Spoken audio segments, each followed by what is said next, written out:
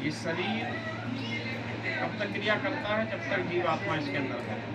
बाकी शरीर चैतन्य जड़ है, जैसे ये लकड़ी है, ये जड़ है, ऐसे ये शरीर भी जड़ है, लकड़ी वही है, पदार्थवत है। ये स्वयं में कुछ नहीं है, प्रकृति का एक अंश है, प्रकृति का एक तत्व है। प्रकृति स्वयं में जड़ है, ये शरीर भी जड़ है, प्रकृति से ही बना हुआ है। लेकिन ये चेतन जैसा व्यवहार करता है कब तक? जब तक इसके अंदर चेतन जीवात्मा है। और इस शरीर का और चेतन आत्मा के रहने का, एक साथ रहने का एक निश्चित समय है, वही हमारा जीवन है। जो जीवात्मा और शरीर का संयोग समय है, वही क्या है? वही प्राणी का जीवन है। और जब ये संयोग का वियोग में विघटन हो जाता है तो वही उसे क्या कहते हैं? मृत्यु। देह अवसान, देह छोड़ दिया, शरीर छोड़ दिया, तो वही हम मृत्यु कह देते हैं, देह अवसान कह देते हैं।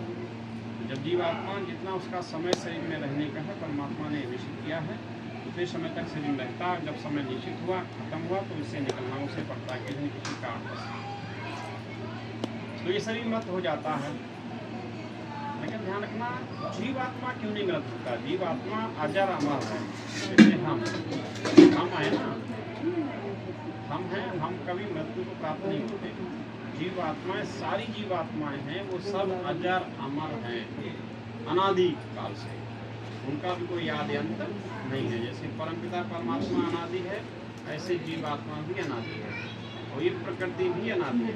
इन तीन सत्ताओं का कभी नाश नहीं होता, न प्रकृति का और न जीवात्मा का, न परमात्मा का।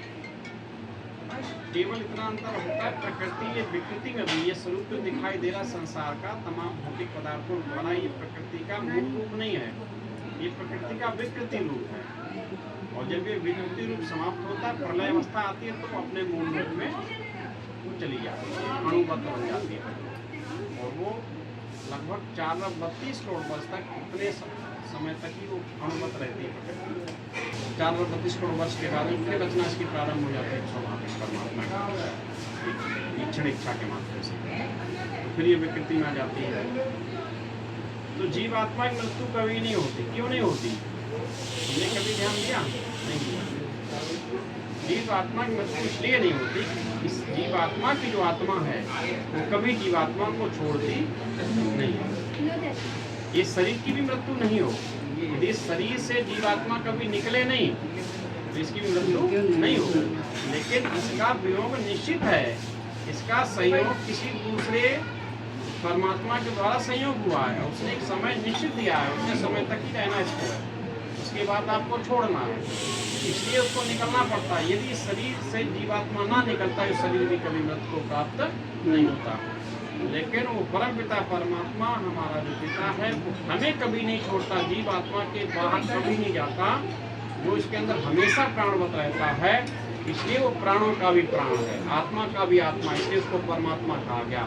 वो हम जीवात्मा को कभी छोड़ता नहीं है। वो इस जीवन में भी हमारे साथ है, पीछे जीवन रहे हमारे कई होंगे, कई प्रकाश, कहीं से भी किसी प्रकार से करके हमारे साथ रहा होगा, और इसके बाद भी अगले जन्मों में जाएंगे तब भी हमारे साथ हमेशा रहेगा।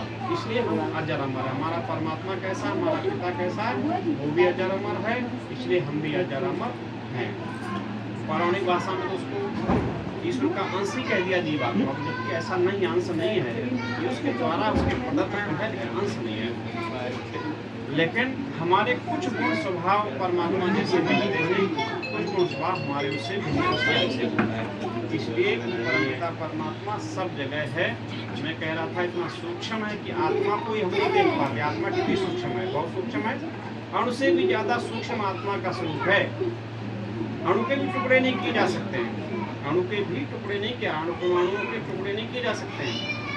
ऐसे ही जीवात्मा को भी गीता में भगवान कृष्ण कह रहे हैं, उसको ना तलवार काट सकती है, ना अग्नि जला सकती है, न पानी डुबा सकता है, न वायु उड़ा सकती है, न पहाड़ दबा सकता है। किसी प्रकार से आत्मा को भी टच नहीं किया जा सकता है, वो इतना सूक्ष्म है। तो अब उस सूक्ष्म में भी सूक्ष्म बनकर के वो परमात्मा विद्यमान है, तो वो कितना सूक्ष्म होगा। हम इन नेत्रों से, स्थूल नेत्रों से जीवात्मा को नहीं देख पाते। जीवात्मा को मनुष्य ने रोकने का प्रयत्न किया, देखने का प्रयत्न किया, जीवात्मा जाता कैसे, निकलता शरीर से कैसे। तो मृत अवस्था में किसी व्यक्ति को शीशा के भवन में बंद किया गया कि देखेंगे जीवात्मा निकल कैसे जाएगी, लेकिन शीशा का चाक चौबंद भवन बनाया और जीवात्मा निकलने बाद जब समय आया तो उस समय भी उससे निकल के बाहर चला गया। इतना सूक्ष्म होगा वो कि जिसे हम रोक नहीं पाए किसी स्थिति में भी। इसी तरीके से उस सूक्ष्म से भी सूक्ष्म कौन है? हमारा परमात्मा। इसलिए वो निकट से भी निकट होते हुए हम उसको देख नहीं पाते हैं। कब देखेंगे? जब हमें पहले आत्म दर्शन होगा, हम स्वयं का दर्शन कर लेंगे। जब जीव आत्मा को अपना दर्शन होता है तो अपने दर्शन के साथ ही परमात्मा का दर्शन होता है। तो पहले हम अपने स्वरूप को जान लें, तो पश्चात उसको जानेंगे। लेकिन हम कहाँ देखते हैं? उसको बाहर खोजते हैं, बाहर ढूंढते हैं। मिलेगा कहाँ?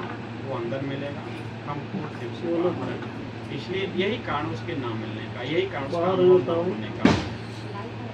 इसलिए हम सब लोग ऐसी उपस्थिति जाने इस समय कि हम दुनिया का सर्वश्रेष्ठ कर्म करने के लिए तत्पर है। इससे दुनिया में कोई मनुष्य प्राणी के लिए दूसरा कोई कर्म शेष नहीं है।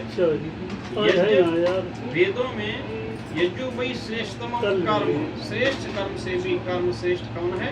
यज्ञ है। महान कर्म से भी महान कर्म, पूज्य कर्म से भी पूज्य कर्म, सर्वश्रेष्ठ जिस दिशा में देखेंगे सर्वश्रेष्ठ कर्म है यज्ञ। इसलिए कहा यज्ञ वही श्रेष्ठतम कर्म, यज्ञ श्रेष्ठ से भी श्रेष्ठ कर्म है। इसलिए हम जब श्रेष्ठ कर्म को करते हैं तो संसार के अन्य कार्यों को हमें उस समय विषयांतर कर देना चाहिए, मन से उनको भूल जाना चाहिए उस समय के लिए। हम एक विशेष कार्य कर रहे हैं, निम्न कार्यों को हम छोड़ दें उस समय। तो इसलिए हम निम्न कार्यों को छोड़ दें, अपने मन से निकाल दें। शरीर से उपस्थित हैं, हम मन से भी उपस्थित हैं। और ध्यान रखना, यज्ञ ईश्वर की भक्ति भी विशेष है। यज्ञ ही ईश्वर की सबसे बड़ी भक्ति करने का विधान है, इससे और दूसरा कोई विधान नहीं है। वैसे ब्रह्म यज्ञ भी ब्रह्म परमात्मा का, लेकिन ब्रह्म यज्ञ केवल आत्म कल्याण स्वयं के लिए कल्याण करता है, लेकिन इसमें हमारा स्वयं का भी कल्याण है, अन्य जीवों का भी कल्याण है। इसलिए विशेष कहा गया ब्रह्म उपासना, ब्रह्म की भक्ति भी यज्ञ में जुड़ जाती है। साथ में यदि हम देव पूजा करना चाहते हैं, देवताओं की पूजा आज हम सभी लोग करते हैं कि किसी तरीके से, कोई पेड़ों से के माध्यम से, कोई पत्थरों के माध्यम से, कोई मूर्तियों के माध्यम से देव पूजा करते हैं। कोई मंदिरों में जाकर, कोई मस्जिदों में गुरुद्वारा आदि आदि तमाम लोगों ने व्यवस्थाएं अपनी बना ली हैं, उस व्यवस्था के अनुसार देव पूजा करते हैं। लेकिन हमारा वेद कह रहा है, हमारे शास्त्र ऋषियों ने हमें बहुत पहले बता दिया है कि देव पूजा का अन्य कोई विधान नहीं है। देव पूजा का भी अगर कोई विधान है तो यज्ञ ही उसका विधान है। इसलिए क्या कहा गया? यज्ञो वही देवतम मुखम, यज्ञ ही देवताओं का मुख है। किसी देवता को या सभी देवताओं को कुछ दिया जा सकता है, कुछ समर्पित किया जा सकता है, कुछ भेंट किया जा सकता है, तो वो केवल यज्ञ है।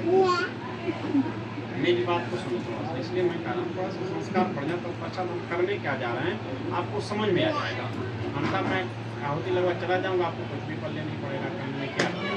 इसलिए भूमिका प्रस्तावना में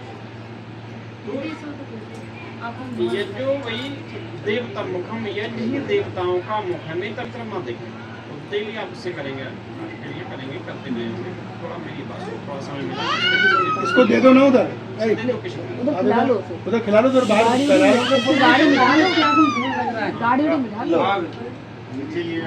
गाड़ी गाड़ी फेंका लो। यज्ञ वही देवता मुखम, यज्ञ ही देवताओं का मुख है। हम जो भी देवताओं को डालेंगे यज्ञ के में, आहुति कुंड में, सारे देवताओं को प्राप्त होता है। एक देवता का नहीं, 33 कोट के हमारे देवता हैं। कोट माने यहाँ प्रकार है, गिनती नहीं है, करोड़ नहीं है। 33 प्रकार के हमारे देवता हैं। समस्त देवताओं को यज्ञ के द्वारा आहुति लगती है, समस्त देवताओं को उसमें पूजा होती है। इसलिए हमें अगर देव पूजा करना है तो हमें अपने घरों में दैनिक यज्ञ प्रारंभ कर देना चाहिए। इससे बड़ी कोई देव पूजा का विधान नहीं है। हम करते हैं अन्यत्र है, वो हमारे मन से हमने सोच लिया, लेकिन वो देव पूजा है नहीं। इसलिए यज्ञो वही देवता मुखम, अग्नि देवानाम मुखम, अग्नि को भी देवताओं का मुख कहा गया है, यज्ञ को भी देवताओं का मुख कहा गया है। यज्ञ अग्नि का ही संयोग होकर प्रारंभ होता है। इसलिए तो इसमें देवताओं की है पूजा, ईश्वर की भक्ति भी है। ईश्वर क्या होती है? पूजा नहीं होती। आज ईश्वर की लोग पूजा करने लग गए, ये सबसे बड़ी गलती हो रही है। ईश्वर की पूजा नहीं होती। पूजा किसकी होती है? देवताओं की पूजा होती है। और देवता दो प्रकार के हैं, 33 कोटि के देवता इसमें भी हैं। दो प्रकार उन सारे देवताओं के हैं, एक जड़ और चेतन। इसके द्वारा जो जड़ देवता 33 प्रकार की उनकी पूजा होती है। और 5 देवता हैं हमारे चेतन देवता हैं हमारे जीवन में। 5 देवता चेतन जो खाते हैं, बोलते हैं, चलते फिरते, सुनते हैं, हमें आशीर्वाद में देंगे, वो 5 देवता हैं। तो 5 देवताओं की इसमें पूजा है। और जड़ देवताओं को 5 देवता कौन से हमारे? माता पिता।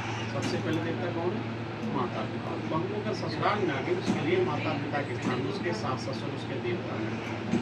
तो ये देवता हैं मातृवान पितृवान। वेद कह रहा है माता पिता की सेवा करो, सत्कार करो। तुम्हारा कर्तव्य यही उनकी पूजा, उनकी आज्ञा के अनुसार आचरण करना और उनकी सेवा सत्कार करना, यही सबसे बड़ी उनकी पूजा है। दूसरा आचार्य पूजा है। मातृवान पुत्र आचार्यवान पुरुषो वेदा। जो वेद का विद्वान है और आचार्य वेद का विद्वान होना चाहिए, साथ में चरित्रवान भी होना चाहिए। वाणी और उसकी करनी में कोई अंतर नहीं। आपको तो उपदेश दे रहा है, लेकिन अपने आप उस उपदेश के अनुसार आचरण नहीं कर रहा, वो भी आचार्य नहीं है। आचरण श्रेष्ठा सा आचार्य, जिसका श्रेष्ठ आचरण है वही क्या है? आचार्य है। जो वेद की विद्याओं को वाणी से तो व्यक्त कर रहा है, लेकिन आचरण में भी घटा रहा है, वही आचार्य श्रेष्ठ है। ऐसा विद्वान भी अगर है तो उसकी भी पूजा होनी चाहिए, उसका भी सत्कार करो। अगर आपके दरवाजे पर कभी आ जाए, यथासंभव उसका सत्कार करो। तीसरा कौन है? अतिथि देवो भव। तीसरा है चौथा है अतिथि।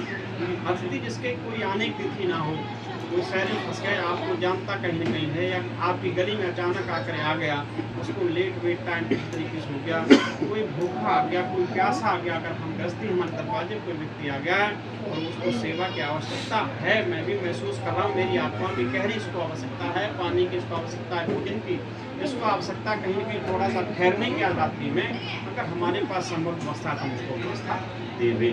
यदि कोई आपका परिचित बढ़िया विद्वान आ गया, सन्यासी संत महात्मा परोपकारी व्यक्ति आ गया, उसको हृदय कोट में सेवा करना चाहिए, क्योंकि उनके द्वारा ही संसार की गतिविधियाँ चल रही हैं। अगर विद्वान समाज में नहीं होंगे, सन्यासी समाज में नहीं होंगे, तो समाज चल नहीं सकता, चाहे हमारे पास दौलत कितनी भी क्यों ना हो। बहुत बड़ा महत्वपूर्ण है विद्वानों का हमारे जीवन में जीना में, हमारी संस्कृति को जीवित रखने के लिए। अतिथि देवो भव चौथा। पांचवा देवता कौन है? पत्नी के लिए पति उसका देवता है, पति के लिए पत्नी भी देवता है। ये दोनों आपस में देवता देवी के स्वरूप हैं। तो पत्नी को पति का भी सत्कार करना चाहिए, पतियों का भी अधिकार है, कर्तव्य है कि अपनी देवियों का भी सत्कार करें। जिस घर में देवियों का सत्कार होता है, मनु महाराज लिखते हैं, यत्र नारियों को पूजनते रमनते तत्र देवता। जिन घरों में नारियों की देवियों की पूजा होती है अथवा सत्कार होता है, उस घरों में देवताओं का निवास हो जाता है। देवता निवास ही नहीं करते, आपके संतान रूप में आकर जन्म लेने लग जाते हैं आपके परिवार में। जिस घर में माता पिता श्रेष्ठ हैं, पत्नी दंपति श्रेष्ठ हैं, पवित्र आत्मा हैं, उनके पवित्र आत्माओं के यहाँ पवित्र आत्मा ही देवता देव रूप पवित्र आत्माएं, आपकी पुण्य आत्माएं आपके संतान के में जन्म निवास करने लग जाती है। तो आपका घर कैसा, घर में देवता निवास करने लग जाएंगे, वो घर कैसा बन जाएगा? स्वर्ग। क्या बन जाएगा? स्वर्ग। स्वर्ग उसको कहते हैं इस घर में किसी प्रकार कोई अभाव ना हो, समस्त सुख की सामग्री इस घर में उपस्थित हो, उस घर को क्या कहते हैं? उसी स्थान क्या कहते हैं? स्वर्ग। बाकी स्वर्ग ऊपर नीचे कुछ भी कहीं नहीं है। सुख साधन को कहें स्वर्ग, यहाँ सुख का साधन है, हमें किसी प्रकार के उद्देश्य हमारा जीवन आनंद तरीके से व्यतीत हो रहा है, बस स्वर्ग बन जाता है।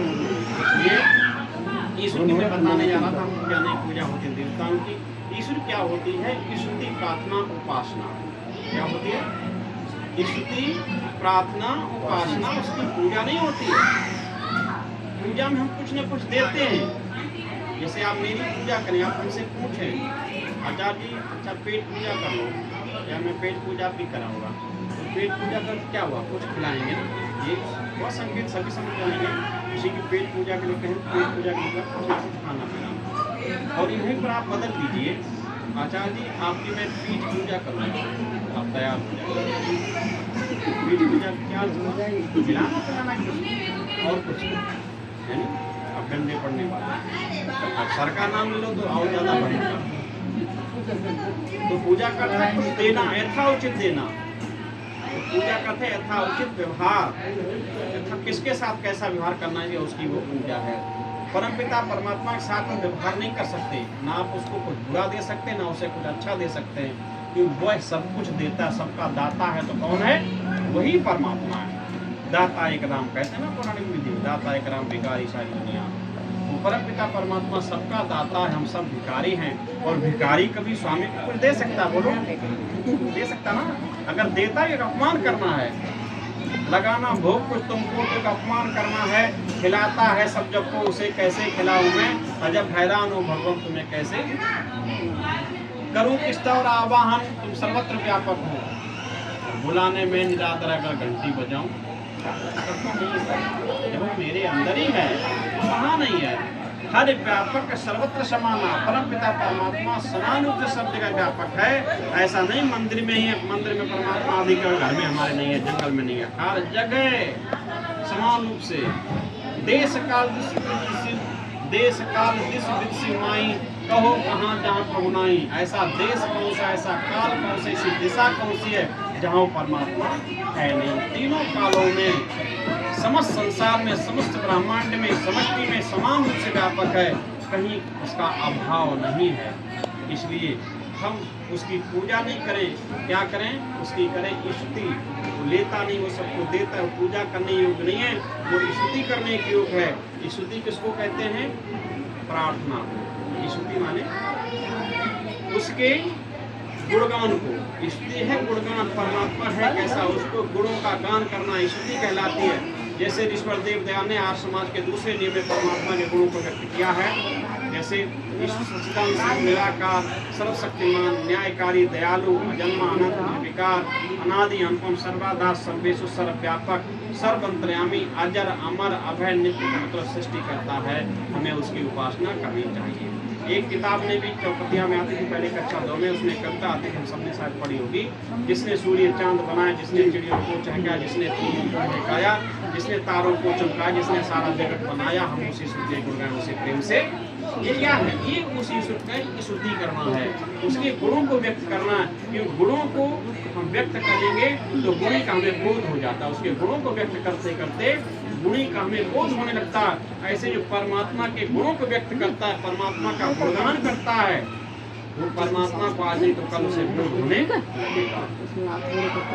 इसलिए अब उसकी हमें क्या करना चाहिए? स्तुति करना चाहिए। ये स्तुति है, ये स्तुति नहीं भोला भांग तुम्हारी मैं घोटत घोटत हारी, एक दिन की हो तुम कोई लोग होती जाए सालों में चलेगा तमाशा। ये स्तुति नहीं है, ये तो महापुरुषों को और दुर्दशा करना, उसके जीवन चक्र को बिगाड़ना है, इससे पाप लगता है लोगों को। इसलिए ईश्वर को दान करना, उसके गुणों के विषय में उसके उससे हमें ज्ञान होगा, परमात्मा का हमें ज्ञान। लोगों ने एक एक नाम को गाया है, एक एक नाम का उसके अनन्य नाम है, एक एक नाम को गा करके लोगों को बोध हुआ कि नहीं हुआ? बोध हुआ। एक एक नाम को गा करके लोगों को बोध हुआ और लोगों को साक्षात्कार हुआ उस ब्रह्म का। ऐसे जब उसके अनन्य गुणों को जानने के साथ अनन्य गुणों का गान करेंगे तो परमात्मा का अनन्य रूपों में भी हमें बोध हो जाएगा, मात्र में बोध करने का। इसलिए उसकी स्तुति करना चाहिए, भरपूर स्तुति करो, चलते फिरते, उठते बैठते, खाते पीते। कुछ नहीं तो आप ओम का जप करना शुरू कर दीजिए, उसका गुणगान। ओम के तीनों प्रकार गुणों का गान करो। अकार उकार मकार का अगर बोध हो जाए, इसके गुण आ जाते हैं, ये उसका गुणगान है। रहते पीते खाते बैठते तो ये गुणगान है। दूसरा क्या परमात्मा भक्ति कैसे करेंगे? दूसरा पुरुष की भक्ति करने का है स्तुति, प्रार्थना। ये स्तुति गुणगान हुआ, प्रार्थना। दूसरा क्या है उसकी भक्ति करने का साधन? प्रार्थना। प्रार्थना किसे कहते हैं? हम उस परमात्मा से कुछ मांगते हैं, उस स्थिति का नाम है प्रार्थना। हम अपने जीवन कल्याण के लिए, हम अपने दुखों को दूर करने के लिए, हम सुख प्राप्त करने के लिए, हम जन्म जन्मांतरों के बंधन से मुक्त होने के लिए जिस प्रकार को भी परमात्मा से आप मांग सकते हो, कह सकते हो, आप उससे कहिए, गिड़गिड़ाइए। भली को उसके कहते कहते हमारे नेत्रों में आंसू झलकने लगे, समझ जाओ हमारा हृदय उसको पुकार रहा है। ये क्या है? ये प्रार्थना है, और ऐसा प्रार्थना व्यक्ति करता है उसकी प्रार्थना जरूर परमात्मा सुनता है। नहीं सुनता, अगर पात्र आप हैं तो, पात्र नहीं तो नहीं सुनेगा। उस स्थिति में भी पात्र भी बनिए, प्रार्थना जैसे अपने गुणकर्म स्वभाव को भी बनाइए, तत्पश्चात उसकी प्रार्थना कीजिए तो जरूर प्रार्थना सुनता है परमात्मा। तीसरा क्या है? उसकी भक्ति का करने का साधन, तीसरा साधन है परमात्मा की उपासना करना। उपासना किस पर? रूप धन आसन, यानी निकटता पा लेना। कैसे निकटता पाएंगे? आपके प्रश्न पर उसका होगा परमात्मा को हमने देखा नहीं, उसकी निकटता कैसे पाना? निकटता भाव से पाइए। कैसे पाएंगे निकटता? भाव बनाइए, ऐसा भाव आपके बन जाए कि मैं ईश्वर के पास हूँ, ईश्वर मेरे निकट। जब वो सर्वत्र व्यापक है, कण कण व्यापक है, ईश्वर यहाँ नहीं है, यहाँ नहीं है। हम यहाँ बैठे तो उसके निकट ही तो बैठे, केवल भाव बन जाए। और जब ऐसा भाव बन जाएगा ईश्वर मेरे साथ है, मेरा पिता मेरे साथ है, मैं उसके निकट हूँ, भाव में आपकी निकटता हो जाए, भाव में उसके निकट आसन लग जाए, तो आप कैसे बच जाएंगे? आप पाप कर्म से बच जाएंगे। आपके अंदर भाव भी उत्पन्न हो जाएगा, जब परमात्मा हर जगह मेरे साथ है, मैं उससे कभी अलग हो ही नहीं सकता, वो मुझसे अलग नहीं हो सकता, तो मैं पाप कर्म जो करूँगा या पुण्य कर्म करूँगा उसको वो देख रहा है कि नहीं देख रहा? देख रहा। दुनिया के लोग भले न देख सके, लेकिन उस ईश्वर की दृष्टि से कोई बच नहीं सकता। चाहे अंदर जमीन का चला जाए, चाहे आकाश उड़ जाए, कहीं जल में थल में कहीं चला जाए, उसकी दृष्टि से नहीं बच सकता। तो जब उपासना करने लग जाए, उसकी निकटता को अपने भाव में बना लेंगे, तो आप पाप कर्म से बच जाएंगे, आप पुण्यात्मा बन जाएंगे। इसलिए परमात्मा भाव का भूखाइए, भाव से समर्पण हुए, भाव को ही चढ़ाइए। आज हम चढ़ाते हैं क्या परमात्मा के लिए? मंदिर में जाते हैं तो मेवा मिष्ठान ले जाते हैं, चढ़ाते हैं, धूप दीप ले जाते हैं, चढ़ाते, जल चढ़ाते, दूध चढ़ाते, ये तो चढ़ाते हैं, अपने को हम नहीं चढ़ाते। अपने को बचा लेते हैं, अपने को नहीं चढ़ाते। हम स्वयं चढ़ जाएं, स्वयं समर्पित हो जाएं, स्वयं भाव से समर्पित हो जाएं, गुणकर्म स्वभाव से समर्पित हो जाएं। समझिए किसी पदार्थ के चढ़ाने की आवश्यकता नहीं है। भाव का भूखा वो मैं, भाव एक सार है, और भाव से मुझको भजे तो उसका बेड़ा। भाव से भजिए, भाव ही भजन है, बाकी भजन दूसरा विधि कोई नहीं है, भाव से भजना ही भजन है। इसलिए यज्ञ में ईश्वर की स्तुति भी जुड़ जाती है, प्रार्थना भी जुड़ जाती है, उपासना भी जुड़ जाती है। अभी 8 मंत्र बोलेंगे ईश्वर की प्रार्थना उपासना के, तो ईश्वर की भक्ति पूर्ण तरीके से होती है, ईश्वर और देव पूजा पूर्ण तरीके से होती है, और एक भंडारा भी है जैसे सबसे बड़ा, सबसे महत्वपूर्ण जीने के लिए क्या? ऑक्सीजन है।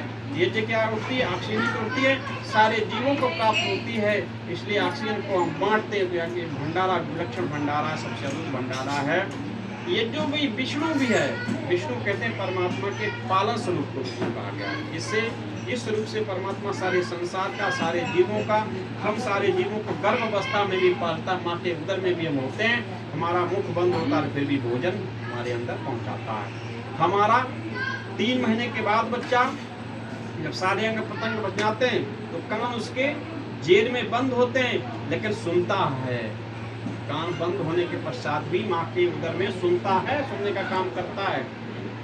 कैसी अवस्था है? सुनाता है। आपने कैसे सुनाता? प्रूफ करिए। तो आप देखिए कई प्रूफ हुए। आप महाभारत में आपने सुनी होगी कहानी किसकी? अभिमन्यु की। कहाँ से सीखा था चक्रव्यूह को भेदन करना गर्भ अवस्था में? ऐसे और भी प्रमाण बहुत सारे हैं। अब तो बहुत सारी संस्थाओं ने भी माताओं के गर्भ में बच्चा जब आ जाता है उनको संस्कार शालाएं बना रखी हैं। आप अच्छे संतान को अगर प्राप्त करना चाहते हैं तो माताओं को गर्भावस्था के पश्चात उन शालाओं में भेजिए और संतान से संतान का निर्माण करके दे। जैसे माता सीता को भेजा गया था, माता सीता का वनवास नहीं हुआ था, ये मूर्खता लोग होती है, हमारे इतिहास को बिगाड़ा गया। माता सीता को जब गर्भवती माता सीता हो गई तो उनको वाल्मीकि आश्रम में भेजा गया था श्रेष्ठ संतान उत्पन्न करने के लिए, और वहाँ पर रही तपस्वी बन करके जाकर उनको ऐसे पुत्र प्राप्त हुए वाल्मीकि के विज्ञान से, राम से भी ज्यादा वो विद्यावान थे। राम से भी ज्यादा विद्या आई थी उनको। राम जी के पास उतनी विद्या नहीं थी श्रेष्ठ जो उनके पास थी, और बाल काल में उनको विद्या प्राप्त हो गई थी। और सबसे बड़ी जच्चा बच्चा केंद्र थी, उसमें केंद्र आश्रम था महाराज वाल्मीकि का। इसलिए ये व्यवस्था थी। तो हमारे अंदर परमात्मा होता, हमारी रक्षा करता है, वो पालन करता है। इसलिए हम परम पिता परमात्मा को ध्याएं, कहीं बाहर जरूर नहीं है। उसने अपने दर्शन के लिए हमारा शरीर ही बना रखा है। यही सबसे श्रेष्ठ मंदिर, सबसे बेस्ट मंदिर है। लेकिन दुर्भाग्य ये है हम इस मंदिर को पूरा कचरादान हमने बना रखा है। जो भी गंदी से गंदी चीज़ें सब व्यक्ति इसी में डाल रहा है। पुड़िया इसमें लाओ, शराब इसमें लाओ, अंडा लाओ, मांस लाओ, पता नहीं क्या क्या लाओ, इसमें डालते जाओ। तो मंदिर में जाते हैं तो हम बड़ी साफ सफाई, यहाँ कोई बैठ के ना पुड़िया खाता, न दही पीता, शराब पीता, न मांस खाता है, इसमें सब डाले चले जाते हैं। जबकि लिखा क्या गया, इस मंदिर को नहीं बताया गया शास्त्र में, क्या गया, तेरे पूजन को भगवान बना मन मंदिर, यही तेरे पूजन को मन सबसे श्रेष्ठ है। और किसने दिया? ये किसी कारीगर ने नहीं बनाया, ये उसी परमात्मा ने स्वयं बना के दिया। और कैसी व्यवस्था करके इसी में जीवात्मा को स्थापित कर दिया, इसी हृदय आकाश में स्वयं भी स्थापित है, स्वयं। तो इसमें क्या हमें डालना चाहिए? जो भोग लगा सकते हैं जिन पदार्थों का, आप जिन पदार्थों को ईश्वर को भोग लगाते हैं, जो भोग लगाने योग्य पदार्थ हैं, सिर्फ इसमें भी वही डालिए। उन चीज़ों को परहेज करिए जिन चीज़ों को परमात्मा की पूजा में शामिल नहीं कर सकते, जिन चीज़ों को परमात्मा का भोग नहीं लगाया जा सकता, उसको इसमें भी डालने का कोई आपको अधिकार नहीं। अगर डालते तो इससे बड़ा कोई और पाप नहीं है। अगले जन्मों में उस प्राणी को ये जीवन नहीं मिलेगा, ये निश्चित शास्त्रों का आदेश है। अगले जीवन में उसको मांस आदि जैसा व्यवहार करता, वैसे ही योनियां बहुत सारी परमात्मा ने बना रखी हैं, उसी में भेज देगा, जाओ तुम्हारी रुचि उसमें, जाओ उसमें रमण करो। इसलिए हम पुनः अगर मुक्ति में ना जा पाएँ तो कम से कम ऐसा प्रयत्न हम करते ही रहें, जिससे हमें ये मानव जीवन दोबारा तो मिल ही जाए। साथ में आज का ये कार्यक्रम में जो आपका है, क्या है? ये है बच्चे के जन्म दिवस का, ठीक है। वैसे तो ये परंपरा हमारी प्राचीन परंपरा नहीं है, ये जन्म दिवस मनाने की प्राचीन परंपरा नहीं है, ये आधुनिक परंपरा, एक देखा दुनी परंपरा प्रारंभ हुई है। मनाते थे पहले भी, जन्म दिवस मनाते थे, निर्वाण दिवस भी मनाते थे। किनके मनाते थे? महापुरुषों। जो कोई आदर्श पुरुष होता था, जिसने समाज के लिए जीवन जिया हो, जिसने समाज के लिए कुछ दिया हो, जिससे समाज अनुसरण उनके आचरण का करता हो, ऐसे अनुसरणकर्ताओं का हमने जन्म दिवस मनाना प्रारंभ किया था, जिससे हमारा आचरण, हमारा चरित्र पवित्र बना रहे, हमें शिक्षा दीक्षा मिलती रहे, हमारी आने वाली पीढ़ी को भी शिक्षा दीक्षा मिलती रहे, तो हम इसलिए उनका मनाया करते थे। लेकिन फिर भी ये पाश्चात्य सभ्यता के माध्यम से ये प्राचीन व्यवस्था आई, हमारे विद्वानों ने ये व्यवस्था दी है। अब मनेगा, लेकिन महापुरुषों के और बच्चे के जन्मदिन में अंतर होगा। जन्मदिन दोनों का वैसे ही बनता है, महापुरुषों का भी जीवन वैसे ही बनेगा और बच्चे का भी वैसे ही, लेकिन भावनाएं और व्यवहार दोनों का अलग होगा। हम बच्चे का जन्मदिन मनाए किस लिए? अभी बच्चे का अनुकरण तो नहीं कर सकते, बच्चे का कोई गुण ही नहीं, बच्चा तो जीरो है। बच्चे के निर्माता हम हैं, तो बच्चे के जीवन से तो हमें कुछ नहीं मिल सकता, उसकी शिक्षा तो नहीं मिल सकती। महापुरुषों की जीवन शिक्षाएं मिलती है, इसलिए उनका मनाते हैं। तो विद्वानों ने हमें व्यवस्था दी है, हमारा समाज चल ही पड़ा उधर और उस संस्कृति के माध्यम चल पड़ा, तो विद्वानों ने व्यवस्था दी है आप अपने बच्चे का जन्म दिवस मनाएं। तो किस लिए मनाएं? बच्चे के जीवन निर्माण करने के लिए बनाएं। बच्चे का जन्म दिवस का उद्देश्य क्या हो? बच्चे का जीवन निर्माण, बच्चे का आदर्श जीवन निर्माण के लिए बच्चे का जन्म दिवस मनाएं। ये माता पिता की जिम्मेदारी है। कब तक? जब तक उसका विवाह संस्कार नहीं हो जाता, विवाह संस्कार में पूर्ण नागरिक बन जाता है, आपका दायित्व समाप्त हो जाता है, वहाँ पर स्वयं हो जाता है। तो विवाह संस्कार तक, बलिक विवाह संस्कार भी तक नहीं, बलिक उपनयन संस्कार तक, जब गुरुकुल में प्रवेश कर जाता है बच्चा, शिक्षा गुरु के शरण चला जाता है, तो माता पिता का दायित्व वही समाप्त हो जाता है, गुरु के शरण चला जाता है। और जब विवाह संस्कार होता है, गुरु भी उसे मुक्त कर देता है, उस समय वो स्वतंत्र नागरिक हो जाता है। अब उसने जो सीखा है वही जीवन जिएगा। तो बच्चे का जन्म दिवस किस लिए मनाएं? बच्चे के जीवन निर्माण करने के लिए, बच्चे का जीवन आदर्श बनाने के लिए। अगर इस जन्म दिवस से बच्चे का जीवन आदर्श नहीं बना, जैसे भी रुचि कह रही थी, वो जिद्दी है, ज्यादा नहीं क्या करेगा ना, जिद्दी ठीक है, उसका अगर प्रकृति जिद्दी है, आपका निर्माण, आपका कर्तव्य बनता है उस जिद्दी प्रकृति को बदलिए। कैसे बदलोगी? ये संस्कार दोगी, कैसे व्यवस्था करोगी, ये तुम्हारा कर्तव्य। इसलिए का माता निर्माता भवती। बच्चा अगर अपने बाहों में बहता चला गया तो आपका कोई दायित्व उसके जीवन में उपयोग नहीं हुआ, समझ लीजिए। आपने केवल जन्म दे दिया, बच्चे को हमने संभाला नहीं है, तो माता माता कहने का अधिकारी नहीं है, वो माता केवल जननी है। जैसे पशु पक्षी जन्म देते हैं, जननी कहलाती है वो। गौ हमारी जननी है, पशु भैंस जननी है, बकरी जननी है, जन्म तो देती है। जन्म देने से केवल जननी कहला सकती है, केवल निर्माण करने से ही माता माता कहलाती है। बच्चे का अगर आपने निर्माण नहीं किया तो आप माता नहीं हो। इसलिए माता निर्माता भवती, जिस माता ने अपने बच्चे का निर्माण किया वही माता माता कहलाने के अधिकारी। और ऐसा नहीं करके दिखाया है। आप देखो माता शकुंतला कहाँ रहती थी? कहाँ थी? जंगल में रहती थी, कांड ऋषि के आश्रम पर। कोई थी विशेष, उसके पास साधन नहीं था। गंधर्व विवाह उसके पति स्व दुष्यंत हो गया था, उसमें एक संतान उत्पन्न हो गई, पति भी चला गया। उस समय बहुत दिन के बाद कई वर्षों के पश्चात फिर मिलाप होता है शकुंतला, तब तक बच्चा सामर्थ्यवान हो जाता है। उस छोटे से बच्चे को, जंगल में रहती थी माता ने सोचा कि जंगल में इसकी सुरक्षा कैसे, यहाँ तो बहुत सारे हिंसक जीव जंतु हैं, इससे सुरक्षा कैसे हो पाएगी, मैं कैसे रख पाऊंगी, इसलिए इसको ही सामर्थ्यवान क्यों ना बनाया जाए। माता ने छोटे से बच्चे में, जो घुटनों पे चलता था बच्चा, उस घुटनों चलने वाले बच्चे में इतना साहस भर दिया था कि वो शेरों के बच्चों के साथ खेलने लगा था। शेरों के बच्चे खेल करके शेरों के बच्चों को लड़ाना शुरू कर दिया, जैसे हमारे एक बच्चे लड़ाना शुरू किया था। माता जीजाबाई का आपने नाम सुना होगा। माता जीजाबाई काफी, ये तो थोड़ी जल्दी देर मिलेंगे। माता जीजाबाई की आपने कहानी सुनी होगी। माता जीजाबाई छोटी थी, 10-12 साल की थी। माता जीजाबाई उस समय देश मुगलों का ये गुलाम था, उसके पिता भी मुगल सेना में सैनिक थे। माता जीजाबाई उसमें कुआं से पानी भरते, तो हमारी आपकी पीढ़ी में भी रहा, कुआं से पानी सारे मोहल्ले से भर के आता था। एक कई गांव में 1-2-4 कुआं होते, एक मोहल्ले में कुआं मुश्किल होता था, उससे सारे लोग कुआं लाते थे। तो कुआं से पानी भरने गई 10-12 साल की बालिका है माता जीजाबाई, हमारा शिवाजी की माता, और 2-1 सखियां साथ में थी, पानी भर रही थी ये सहेलियां लड़कियां। तब तक मुगल सैनिक कुछ आए घोड़ों में सवार होकर के, उन्होंने देखा लड़कियां पानी को भर रही हैं। एक सैनिक ने कहा, लड़की हमारे घोड़े को पानी भर के पिला, हमारा घोड़ा प्यासा है। वहाँ लड़कियां तो नहीं बोली। माता जीजाबाई थोड़ा तेज स्वभाव की थी, उसने उसके सैनिक तरफ देखा और कहा कि मैं तेरे घोड़े को पानी क्यों पिलाऊं, तेरी मैं गुलाम हूं क्या? तेरा घोड़ा प्यासा तो स्वयं क्यों नहीं पिला लेता? तो सैनिक, उसको क्रोध आया, उसने अपना घोड़ा आगे बढ़ाया, एक तमाचा इसके जोड़ दिया, तेरी ये हिम्मत। जीजाबाई देख रही, छोटी सी थी, देख रही, बड़ी कड़ी दृष्टि से देखा, उसने पानी भरा, वापस घर पे गई। शाम पिता के आने का इंतजार करने लगी। सायंकाल में जब पिता पहुंचे तो पिता से भोजन के पश्चात उसने अपनी दर्द कथा बोली। कहा, पिताजी आज मेरे साथ बहुत अन्याय एक सैनिक ने किया है। उस सारी घटना को उसने बयान किया पिता ने, और कहा कि आप उससे बदला लीजिए।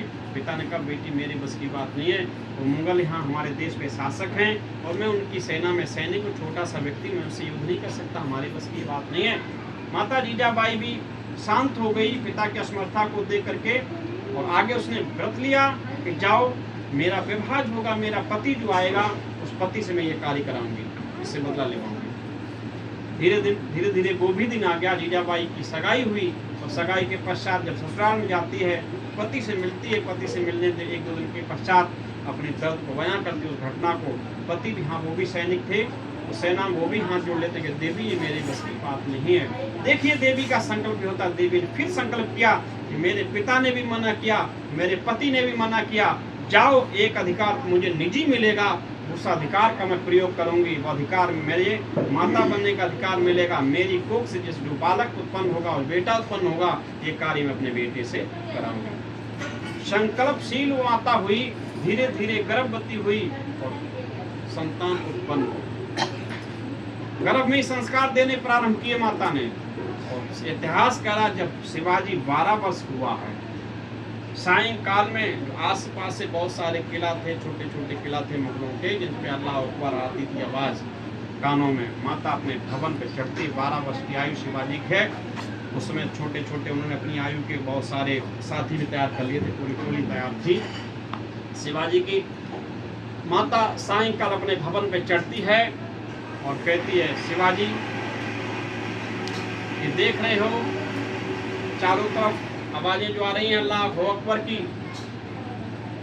इन आवाजों को मैं बंद करना चाहती हूँ और इसी आशा से मैंने तुझे जन्म दिया और पाला है। आज वो कार्य करने का समय है। कहा, माता क्या वो समय खुल करके बोलो। कहा, ये जो किला हैं आसपास अपनी बस्ती में, इन किलाओं को मैं धराशायी देखना चाहती हूँ। शिवाजी 12 वर्ष का बालक कहता, माँ कब, कितने समय को निश्चित कर। माता ने कहा कल प्रातः 4 बजे से पहले पहले धराशायी होने चाहिए। शिवाजी ने व्रत लिया, अपनी टोली को इकट्ठा किया और पहला संग्राम 12 वर्ष की आयु में शिवाजी ने प्रारंभ किया और सारे के सारे लगभग 1 दर्जन से ज्यादा किला थे, सबको फतेह एक रात्रि में करके शिवाजी शासक वहीं से बने। आज हमारे 12 वर्ष के बच्चे का बड़ा घर है, काली कोठी में अगर चले जाए बंद कोठी में तो उनको हवा दिखाई देता है, हवा न कहीं आ जाए। अगर कमरे में कहीं चुईया ने भी खड़बड़ करी तो बाहर निकल कर जाते हैं। क्या ये संस्कार ये कुसंस्कार हमारे अंदर आ गए। सबसे बड़ा कुसंस्कार आज दे रहा है आपको, कह रहा मेरी पीड़ा है, तो ये प्रत्यक्ष दर्शन भी कर रहा हूँ। सबसे बड़ा कुसंस्कार आज आ रहा है जो विलासता के साधन हमने अपना रखे ना, तो वो सबसे बड़े माताओं बहनों विलासता के साधन आ रहे हैं। सबसे बड़ा विलासता ही हमारी हानि कर रही है। आप ध्यान रखना मेरी बेटियों, आप विलासता में डूबोगी, कभी आप महापुरुषों, कभी वीर पुरुषों को जन्म नहीं दे पाओगे, कभी आदर्श पुरुषों को जन्म नहीं दे पाओगे। ध्यान रखना। जो नारी डीजे में नृत्य करेगी, क्या आप उससे क्या उससे आशा लगा सकती है कि उससे महापुरुष उत्पन्न होंगे? क्या उसके महापुरुष उत्पन्न करने जैसे भाव बनेंगे? क्या जो आज इंस्टाग्राम पर, फेसबुक पर नृत्य चल्ला में देना, जो सुंदर बहन बेटी है वो सब अपने डीजे पे नाच रही है, अपने साउंड पे नाच रही है और रील बना रही है, फेमस होने का ये तरीका है क्या? और भी तो बहुत सारे आदर्श काम करके थे। बहुत सारी मैंने बेटियों को, बहनों को, बड़ी बुजुर्ग महिलाओं को भी देखा, ऐसे ऐसे अश्लील शब्दों का प्रचार करते हैं जो साधारण तरीके से अच्छे पुरुषों के वाणी पे भी नहीं आने चाहिए। उन शब्दों के साथ में अपनी अपनी वीडियो बना रही हैं। क्या बताओ इससे क्या समाज बिगड़ेगा? ये सब पश्चिम मिलके ये सब पश्चिम करा रहा है। इसलिए हम इस संस्कृति से निकलें और अपनी आदर्श संस्कृति को अपनाएं। अरे माता सीता को देखो, फेमस हुई, माता अनुसुईया को देखो। माता सीता चलो वनवास चली गई इसलिए राज परिवार की बेटी भी थी, राज परिवार की बहू इसलिए फेमस हो सकती है, लेकिन माँ अनुसुईया तो जंगलों में रही है। एक सन्यासी की पत्नी थी और सन्यासी की पत्नी होने के साथ साथ कितनी फेमस है। माता सीता से भी मैं समझता हूँ उसका ऊपर नाम, माता सीता से भी अनुसुईया का नाम ऊपर है। माता सीता ने भी अनुसुईया का अनुसरण किया है, वो भी उसकी शरण में जाकर उसने उपदेश ग्रहण किया है। ये आदर्श था। ऐसी बहुत सारी देवियां हुई, इसलिए हम अपनी संस्कृति को अपनाएं।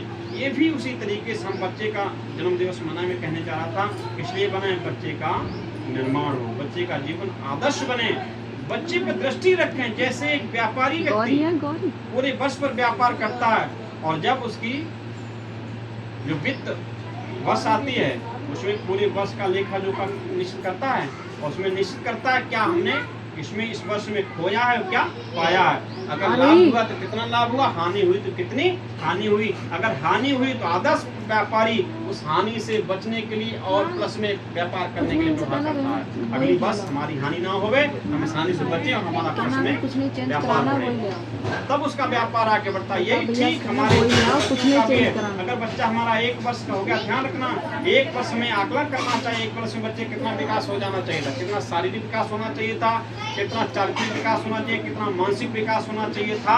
अगर उस विकास में कमी रही तो अगली वर्ष के लिए हम लग जाएं अभी से ही।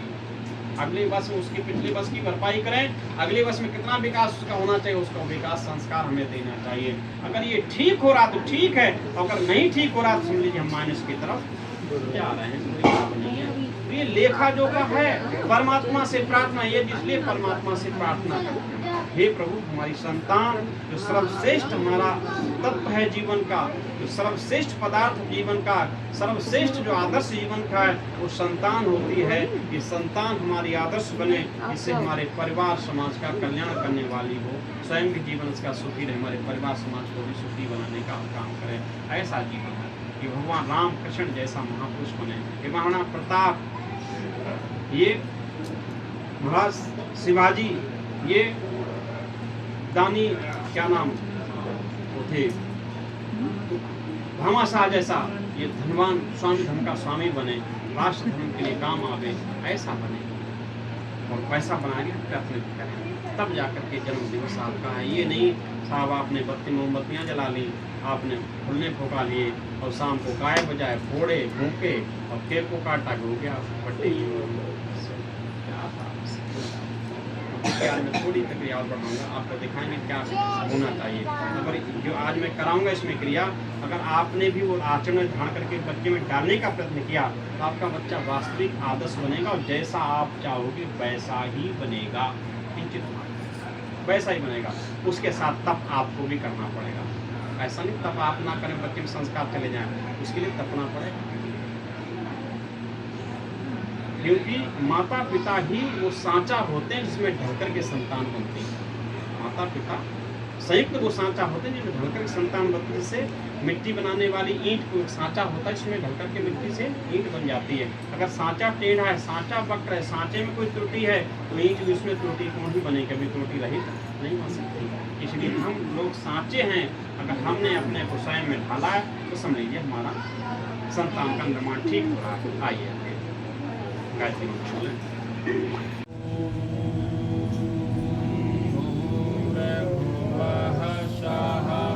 तत्सवितुर्वरेण्यं भर्गो देवस्य धीमहि धियो यो नः प्रचोदयात्।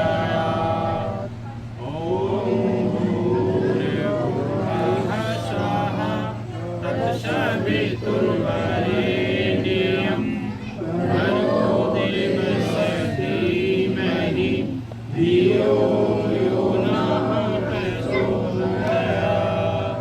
तूने हमें उत्पन्न किया, पालन कर रहा है तू, तुझसे ही पाते प्राण हम, दुखियों का दुख हरता है तू।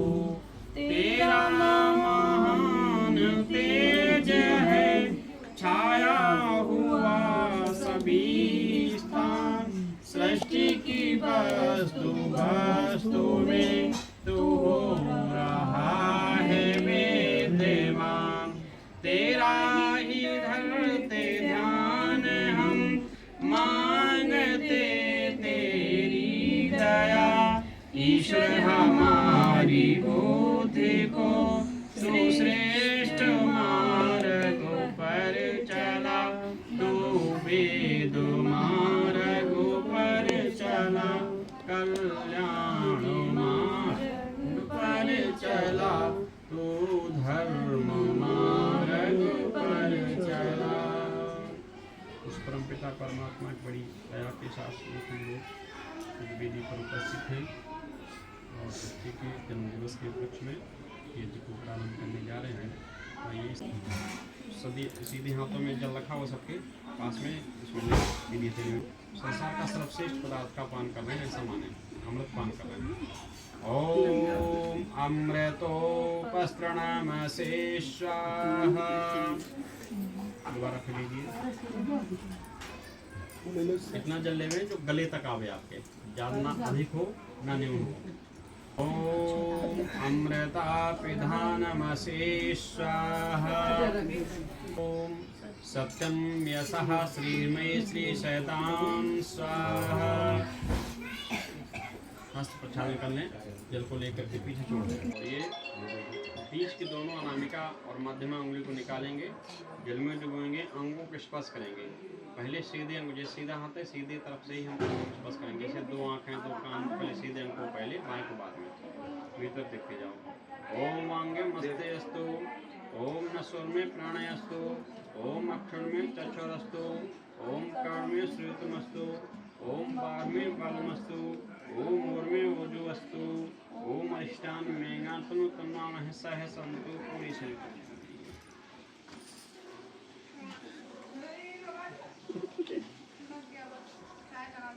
ईश्वर की प्रार्थना उपासना मंत्र।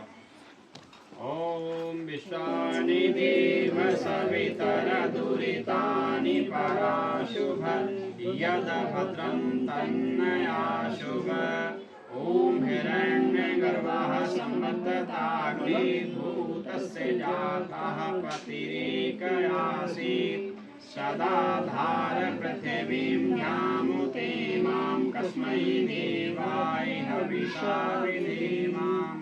ओम य आत्मदा बलदाय यस्य विश्व उपासते प्रसिशं यस्य देवः यस्य छाया अमृतं यस्य मृत्यु कस्मै देवाय हविषा इमाम् ॐ यः प्राणतो निमिषतो महितैकं राजा जगतो बभूवः य ईशे अस्य द्विपदश्चतुष्पदः कस्मै देवाय हविषा विधेमाम् ॐ इन्दुरुग्रा पृथिवी च तृणा येन सा सुसवितं येन नाका यो अन्तरिक्षे रजसो विमानः कस्मै देवाय हविषा विधेमाम् ॐ प्रजापतिना तदेतान्यो विश्वा जातानि परिता बभूवः यत्कामास्ते जुहुमस्तन्नो अस्तु वयं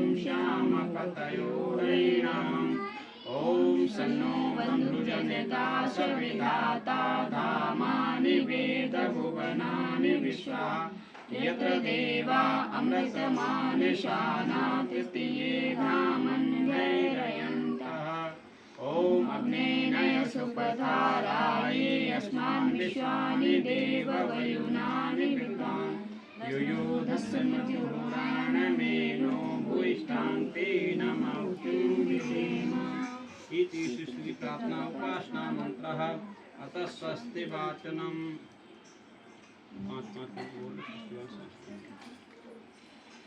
ओम अग्निमीले प्रोहितं जसदेव मृत्युविजं होतारं रत्नधातमम् ओम शनः पीतेषु यज्ञेषु पायनो भसचस्वाना स्वस्तये ओम स्वस्तिनो मीतामश्विना भगा स्वस्ति देवतिनर्वणः स्वस्ति पूषा स्वत्न स्वस्ति द्यावा पृथिवी सुचेतना ओम स्वस्ति वायु प्रवामहे सोमं सुष्णुस्पति बृहस्पतिं सर्वणं स्वस्ति सत्याशो भवन्तु नः ओम विश्वे देवानुअध्या स्वस्ति वैश्वानरवस्वग्नि स्वस्ति देवा अवन्तु वा स्वस्ति शुक्रद्रः पात्भसा इति संक्षिप्ता स्वस्ति वाचनम् अथ संक्षिप्ता शान्तिकरणम्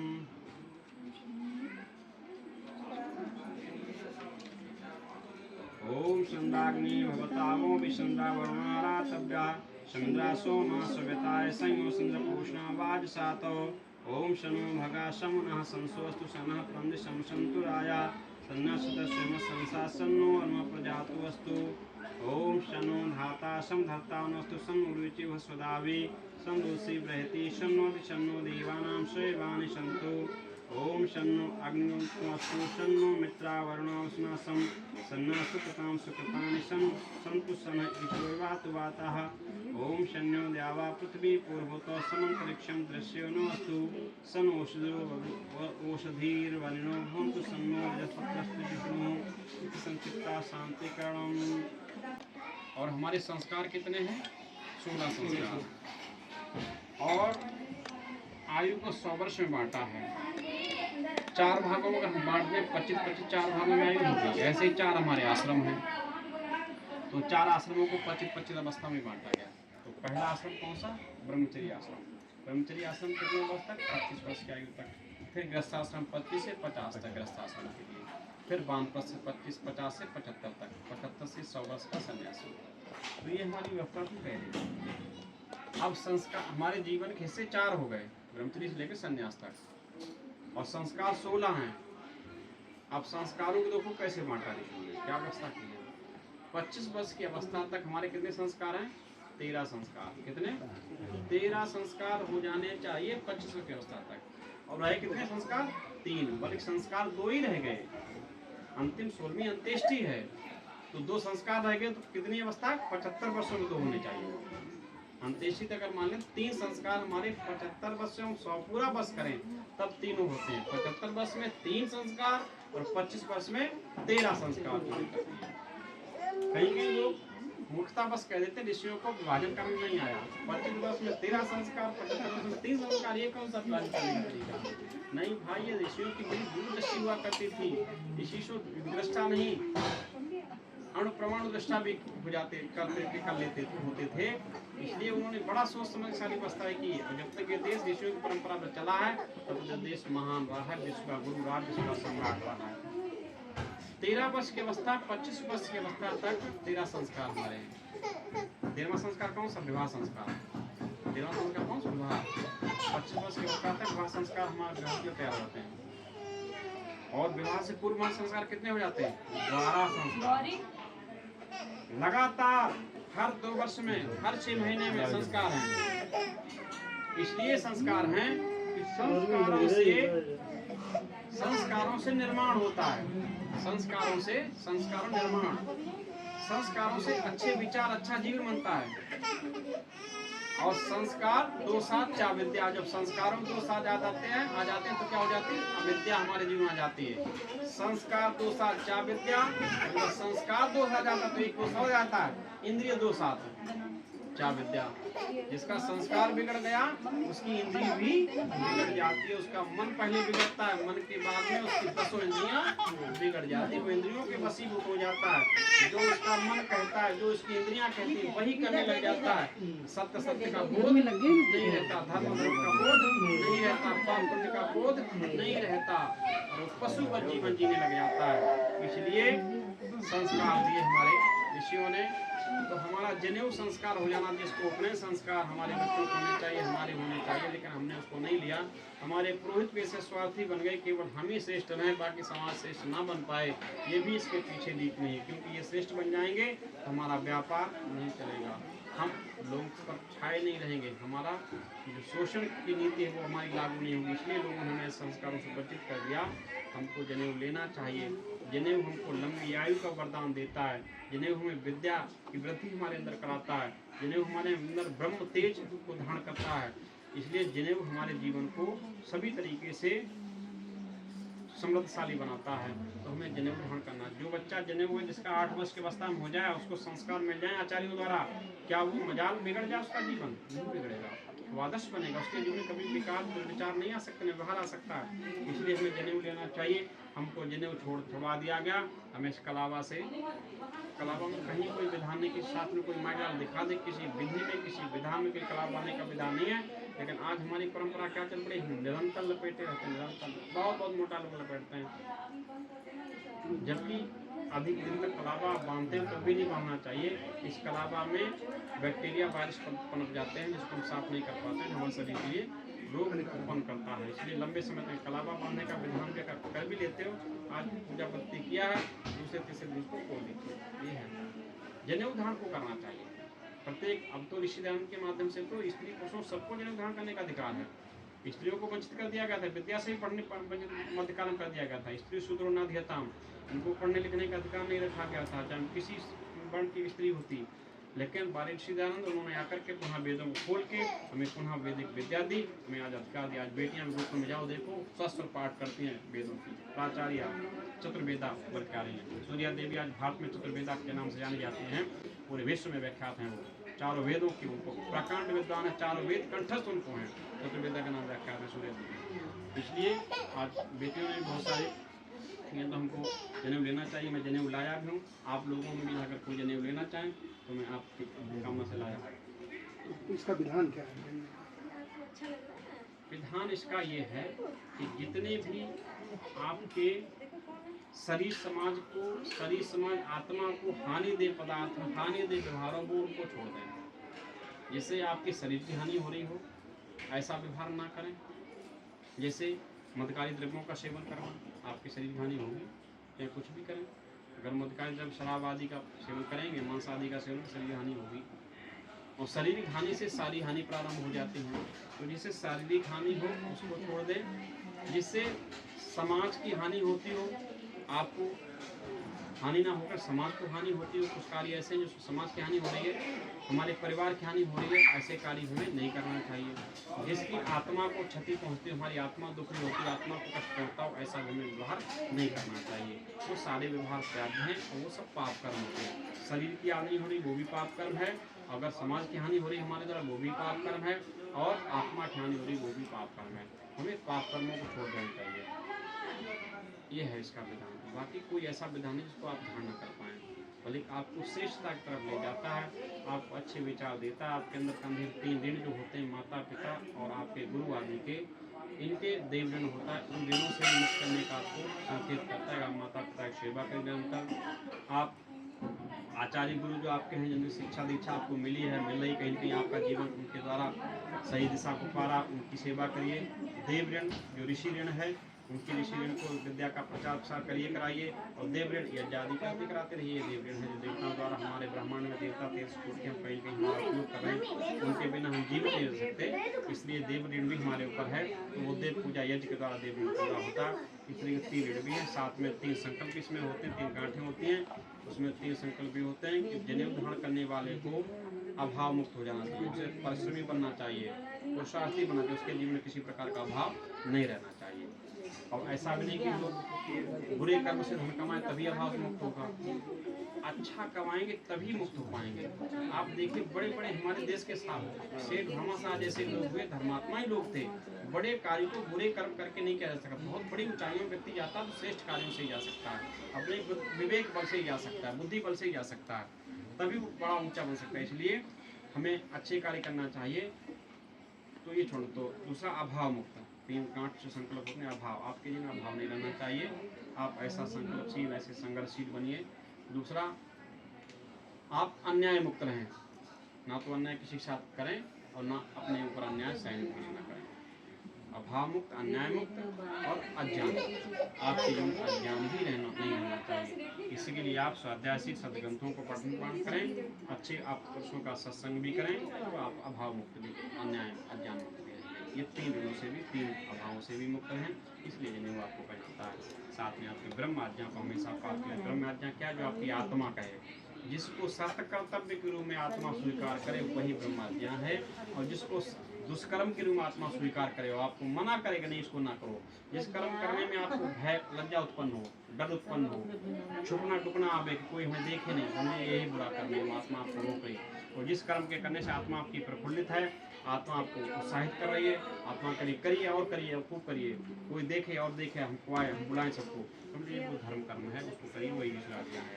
तो इसके लिए जो है कोई ऐसी मर्यादा नहीं, इसको आप पालन कर सकते हैं। यज्ञो पवित्रम परम पवित्रम प्रजापतेर्यत सहजम पुरस्तात् आयुष्मग्रम शुभ्रम यज्ञो पवित्रम बलमस्तेजः।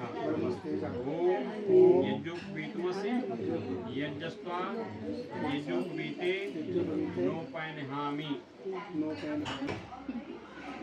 चलिए आप लोग बोले, थोड़ा आप बोले। वेदोक्त कर्म में अधिकारी बनने के लिए इस ब्रह्मसूत्र यज्ञोपवीत जो अत्यंत पवित्र है, परमात्मा के शुद्ध ज्ञान की प्राप्ति कराने वाला प्रेरक है, जो ईश्वर से स्वभाव सिद्ध उपदिष्ट है, पूर्व काल से चला आता है, आयु बढ़ाने के लिए विशेष हितकारी है। ऐसे ब्रह्मसूत्र को धारण करता हूँ। परमात्मा करे निर्मलता का बोधक, ये जो पवित्र बल और तेज देने वाला हो। ब्रह्मसूत्र ये जो पवित्र है, मैं तुझे श्रेष्ठ कर्म करने के लिए धारण करता हूँ। आज स्वयं यज्ञोपवीत से बनता हूँ। ईश्वर करे कि आज जो मैं यज्ञोपवीत धारण कर रहा हूँ, वह मेरे यज्ञ कार्यों में सिद्ध करने में सहायक हो। यज्ञ भगवान की जय। चलिए दीपक दो। ओम भूर्भुवः स्वः।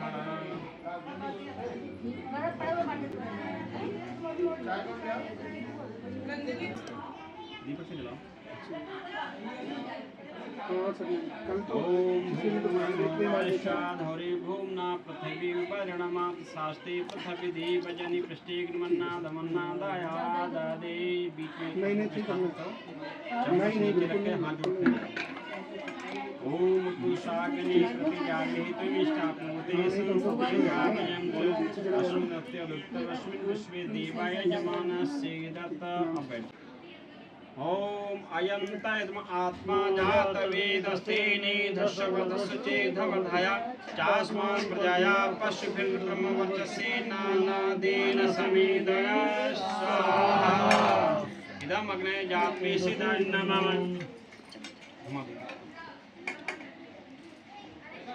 तुलसी चंदा फिर लीजिए हाथ में तुलसी चंदा फिर ओम सम्नान्यं दुबसत कृतैरबोधयताधितिं आस्मिन् व्याजहोतन ओम सुस्मेधाय शोचिषे घृतं त्रिपं जुहुतं जात्वेषे स्वाहा तुलसी चंदा फिर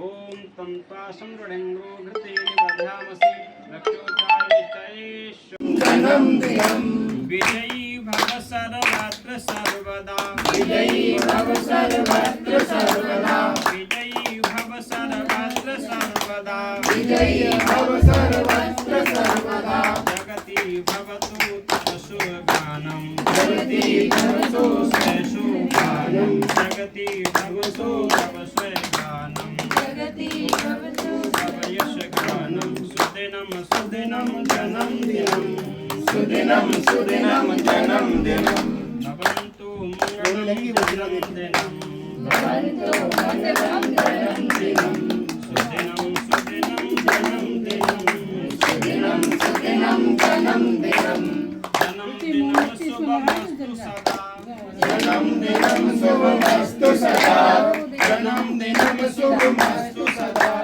जनं दिनं शुभमस्तु सदा जन्मदिनम शुभ मस्त सदा आकाश सुखदाई हो बधाई हो बधाई हो आकाश सुखदाई हो बधाई हो बधाई हो वायु सुखदाई हो बधाई हो बधाई हो वायु सुखदाई हो बधाई हो बधाई हो जन्म दिवस सुखदाई हो बधाई हो बधाई हो जन्म सुखदाई हो बधाई हो बधाई हो अग्नि सुखदाई हो बधाई हो बधाई हो अग्नि सुखदाई हो बधाई हो बधाई हो जल सुखदाई हो बधाई हो बधाई हो जल सुखदाई हो बधाई हो बधाई हो पृथ्वी सुखदाई हो बधाई हो बधाई हो अग्नि सुखदाई हो बधाई हो बधाई हो सुखदाई हो बधाई हो बधाई हो सुखदाई हो बधाई हो बधाई हो जीवन सुखदाई हो बधाई हो बधाई हो जीवन सुखदाई हो बधाई हो बधाई हो संसार सुखदाई हो बधाई हो बधाई हो संसार सुखदाई हो बधाई हो बधाई हो संसार सुखदाई हो बधाई हो बधाई हो संसार सुखदाई हो बधाई हो बधाई हो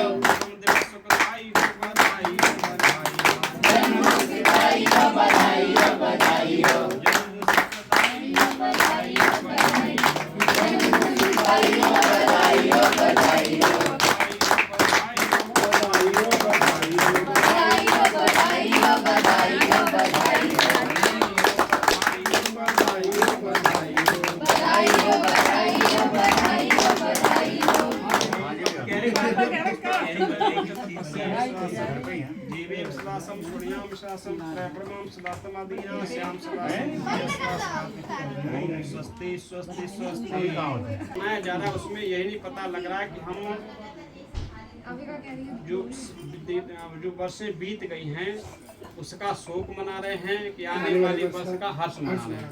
कुछ पता ही नहीं लग रहा है आज के जैसा बना है ज़्यादा बर्थडे उसका पता ही लग रहा है कि हम क्या मना शोक मना रहे हैं कि हर्ष मना रहे हैं, कुछ भी निश्चित नहीं हो पा रहा है। और हम बिल्कुल करते हो हम शुभ रहे हैं लेकिन अशुभ करते हैं उसमें सारा का सारा। हम जन्म दिवस मनाते हैं इसलिए हमारे बच्चे के जीवन में शुभ हो सब कुछ, इसका जीवन अच्छा बने।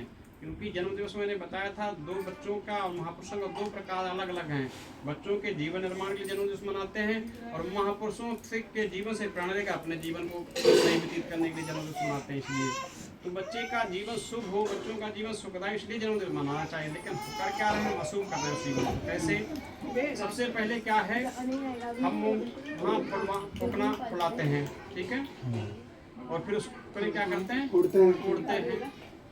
पहले मोमबत्तियां जलाते हैं, फिर क्या करते हैं, बुझाते हैं। पहले केक बनाते हैं, फिर उसको काटते हैं। ये क्या है? जबकि हमारे प्रत्येक हमारी संस्कृति क्या है, अंधकार से प्रकाश को, दीपक को हम किसी भी परंपरा में बुझाते नहीं है। और जिसका दीपक बुझ गया उसका सब कुछ बुझ गया, यानी उसका दीपक गुल हो गया। तो दीपक गुल होना मतलब कुछ नहीं। तो दीपक जलने का मतलब प्रकाश। दीपक जलाते हैं तो हम कामना करते हैं प्रकाश की ओर बढ़े, हम ज्ञान की ओर बढ़े, क्योंकि प्रकाश भी एक ज्ञान का प्रतीक है। हम ज्ञान की ओर बढ़े, हम धर्म संस्कृति को बढ़े, हम ज्योतिष रूप परमात्मा की ओर बढ़े। और जब हम दीपक को बुझा देते हैं तो क्या प्रतीक हुआ? हम अंधकार की ओर बढ़े, हम यीशु से दूर बढ़ें, हम धर्म कर्म से दूर हटें। ये सब कुछ शून्य हो जाता है, साथ में अनिष्ट भी होता है। दीपक अगर किसी का बुझ जाए, जैसे हम कोई पूजा पाठ करें, जैसे कहीं उद्घाटन शिलान्यास बड़े बड़े कार्यक्रम, उसमें दीपक प्रज्वलित किया जाता है और फिर हर्ष मनाते हैं। अगर वो दीपक बुझ जाए तत्काल तो अनिष्ट हो गया समझ लीजिए। तो तत्काल दीपक हमने जलाया, सुरक्षित नहीं रहा, वो बुझ गया तो अनिष्ट होने की संभावनाएं हैं। तो इसलिए दीपक बुझाना अनिष्ट करना है। इसलिए दीपक हमें कभी बुझाना नहीं चाहिए। कभी फुलना हम फुलाएं तो भले ही अपने घर को सजाने फुलना लगाएं, लेकिन उसको तोड़े नहीं। ऐसे ही किसी बच्चे को खेलने के लिए दे दें, ले जाए, उसके बाद में हमारा कार्यक्रम भले ले जाए, लेकिन उसको तोड़े नहीं। केक तो हमें बनाना ही नहीं चाहिए, क्योंकि ये हिंसा की वृत्ति है। हमारा धर्म क्या है? अहिंसा परमो धर्म। हमारा धर्म अहिंसक है। हमें काटने पीटने मारने की शिक्षा नहीं दी जाती है, हमें जोड़ने की शिक्षा दी जाती है। हम जोड़े, परमात्मा से जुड़े, धर्म संस्कृति से जुड़े, मानव से जुड़े, तो जोड़ने की वृत्ति हमारी बनी जाए, ना कि काटने की। इसलिए वो सारी वृत्ति गलत है, उसको हम छोड़े।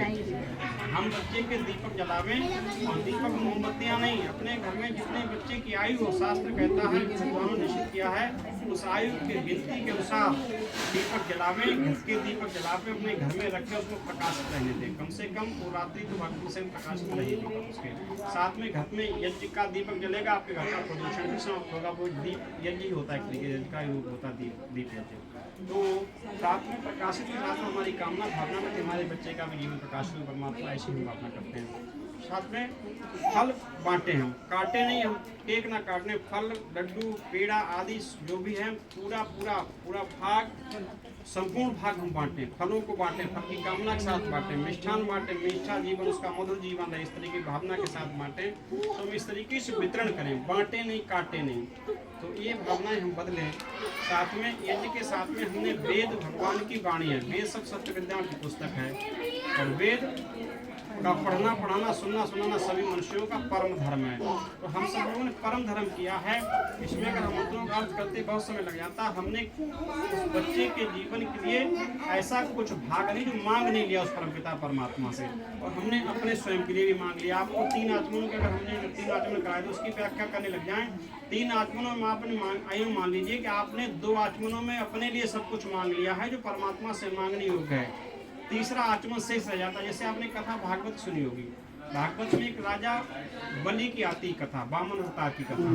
तो राजा बलि के यहाँ बामन भगवान गए तो उन्होंने 3 कदम उससे भूमि मांगी।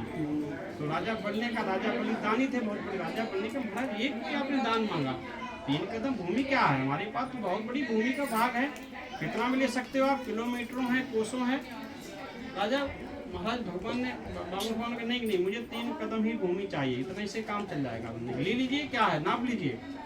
तो पुराण कहता है जब उन्हें नापी